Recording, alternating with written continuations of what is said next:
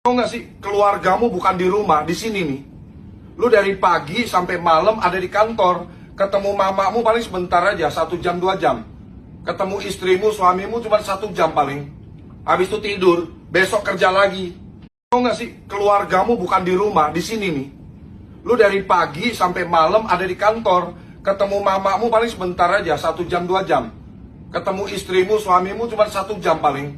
Habis itu tidur, besok kerja lagi.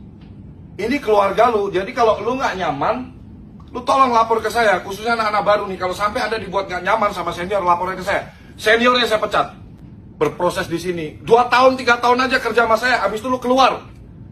Serius nih saya bilang, jangan lama-lama kerja, ambil ilmu sebanyak-banyaknya, 3 tahun keluar. Bikin usaha apa kek. Ya, jangan jadi karyawan seumur hidup. Saya nggak kepengen kalian kerja sama saya 5 tahun, 10 tahun, 15 tahun, nggak kepengen.